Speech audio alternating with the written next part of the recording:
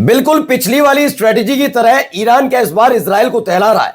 पिछली बार का मतलब जून 2025, 12 दिन का युद्ध, तीसरे या चौथे दिन अपनी पुरानी मिसाइलों की जगह ईरान ने कुछ ऐसी अत्याधुनिक मिसाइलें निकाली थी जिसे देखकर पूरी दुनिया हैरत में पड़ गई थी। अब एक ऐसी ही मिसाइल ने हैरत में न केवल डाला है बल्कि घबराहट भी पैदा हो रही है अमेरिका के लिए भी, क्योंकि अभी थोड़ी देर पहले खबर भी आई कि सऊदी अरब में बना हुआ अमेरिका का जो दूतावास है उसे भी ईरान ने उड़ा दिया।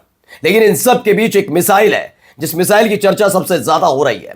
हालात आपको दिखाऊंगा कि अब यरूशलेम, हाइफा और तेल अवीव के बाद एक और शहर धुआं धुआं हो गया इजराइल का। कौन सा ये शहर है वो देखिएगा। खबर निकल कर आई 40 अमेरिकी सैनिक इन 24 घंटे के अंदर मारे गए। 40 नए अमेरिकी सैनिक, यानी इनकी तादाद लगातार बढ़ती जा रही है। आंकड़ा बताया जा रहा है कि अकेले 800 से ज्यादा, जी हां 800 से ज्यादा अमेरिकी सैनिक मारे गए अब तक इन 3 दिनों के युद्ध में। 28 तारीख से अगर शुरू किया जाए तो। और कहां अब अमेरिकी सैनिकों के खिलाफ, अमेरिकी मिलिट्री बेस के खिलाफ वहां की जनता उठ खड़ी हुई है। वो कहती है खदेड़ दिया जाए इन अमेरिकी सैनिकों को। बहुत सारे घटनाक्रम निकलकर सामने आए। नमस्कार, मैं हूं प्रज्वल गौतम और आप देख रहे हैं खबर चौक।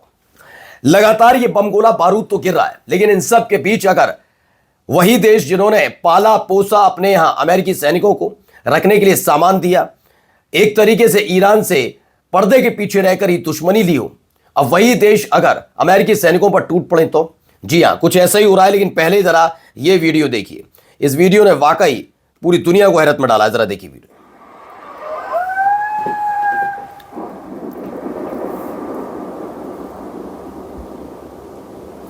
ये कोई एआई वीडियो नहीं है, ये रियल वीडियो है। दोबारा देखिए ये मिसाइल आई कैसे है, क्रॉस होकर आई। ऐसी कुछ और मिसाइलें थीं जो पिछले बार जब इजराइल और ईरान का संघर्ष चल रहा था तब निकलकर सामने आई थी, और इस बार भी कुछ ऐसी ही मिसाइल है। अच्छा, ऐसी मिसाइलों को क्या होता है कि जो सीधी मिसाइल टारगेट करती है उसे इंटरसेप्ट करना आसान हो जाता है क्योंकि उसका टारगेट पता हो जाता है। लेकिन जब इस तरह से टुकड़ों में टूटकर मिसाइलें गिरती हैं उसमें इंटरसेप्टर एक साथ कई मिसाइलों को इंटरसेप्ट नहीं कर सकता, यानी उसके टुकड़ों को भी इंटरसेप्ट नहीं कर सकता। अब इसमें से 2 मिसाइलों वाला जो हिस्सा निकल कर सामने आया, इसे कहा जा रहा है कि पहले 2 दिन यानी 28, 1 और 2 तारीख, 2 तारीख की रात से अलग बात है, लेकिन 2 तारीख के दिन तक ईरान ने 2G मिसाइल का इस्तेमाल किया। यानी कि जो वो की परंपरागत जैसी हर कोई पहले भी करता रहा और करता रहता है, लेकिन अब 6G पर आ गया। यानी कि इस मिसाइल का तोड़ अमेरिका के जो डिफेंस सिस्टम है उनके पास भी नहीं है। देखिए डिफेंस सिस्टम पर सवाल भी उठ रहा है। ये देखिए रिपोर्ट आई है, ईरान के जवाबी हमले से अमेरिकी एयर डिफेंस सिस्टम पर सवाल उठ रहे हैं। यह पहली बार है जब अमेरिका की ताकत पर भी सवाल उठने लगे। इससे पहले इजराइल और ईरान के बीच जो हुआ था उस समय केवल उपकरणों पर सवाल थे, लेकिन इस बार चूंकि अब सीधे तौर पर अमेरिका इन्वॉल्व है, पिछली बार अमेरिका इन्वॉल्व नहीं था सीधे तौर पर, आखिर में आकर उसने जब ईरान के न्यूक्लियर फैसिलिटी पर हमला किया और बदले में कतर के मिलिट्री बेस पर ईरान ने हमला किया, तब जाकर ज़रा इन्वॉल्वमेंट देखी गई थी। लेकिन उसके बाद फिर सब कुछ शांत हो गया था। लेकिन इस बार अमेरिका इन्वॉल्व है, अमेरिका को भारी नुकसान उठाना पड़ रहा है। इजराइल तो है ही टारगेट पर।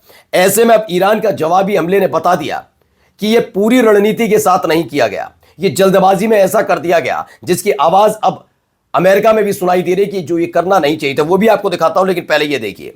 नया शहर नए तरीके से धधक उठा है।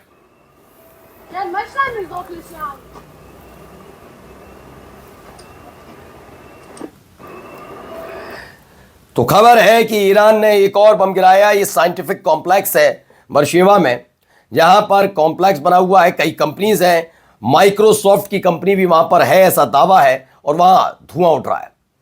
ये फिर मैं बता रहा हूं, अब तक बरशेवा पर एक भी इस बारे में 28 फरवरी से अब तक एक भी खबर नहीं थी, लेकिन अब बरशेवा पर हमले की भी खबर है। मैंने पहले कहा था आखिर में आएगा बरशेवा, लेकिन एक टाइम के बाद लगातार 3 दिन तक यरूशलेम, तेल अवीव, हाइफा, होलोन इन इलाकों में बमबारी हुई थी। बरशेवा को भी चपेट में ले लिया गया है।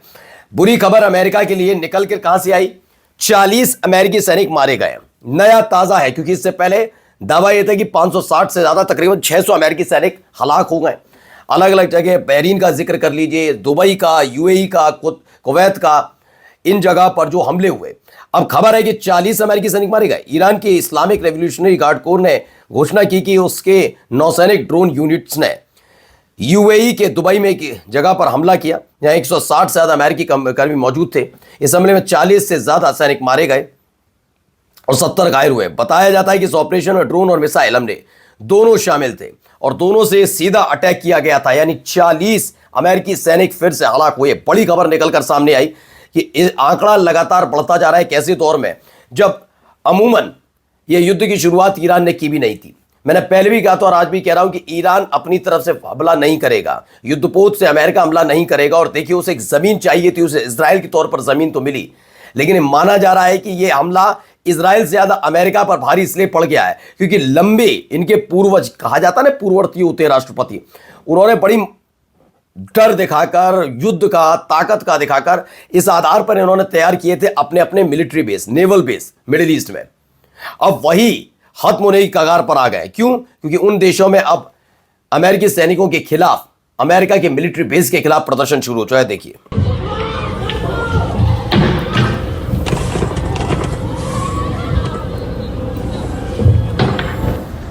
ये देखिए, ये दावा जो किया जा रहा है, बताता हूं अभी आपको।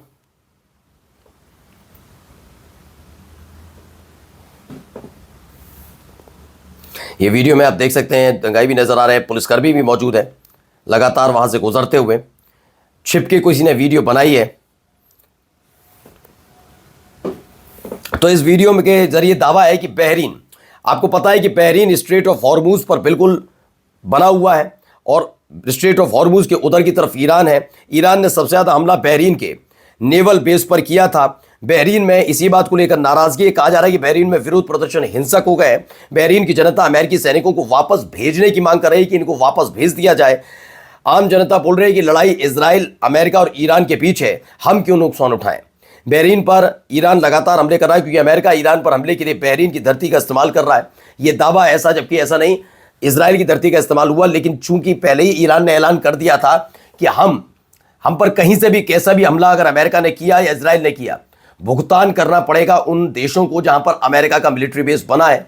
क्योंकि हम, ये तो कहीं ऐसे भी नहीं हो सकता कि हम, आपका मेहमान हमें नुकसान पहुंचाए। अगर नुकसान पहुंचाएगा तो मेहमान से उसी तरीके से निपटा जाएगा। ये पहले ही ऐलान कर दिया था और ये भी कह दिया था हमारे किसी भी पड़ोसी देश के साथ हमारी कोई दुश्मनी नहीं है। यही एक वजह है, चाहे वो ईरान की तरफ से किया गया कतर पर हमला हो, बहरीन पर हो, कहीं से भी हो, किसी ने पलटवार ईरान पर नहीं किया। क्यों?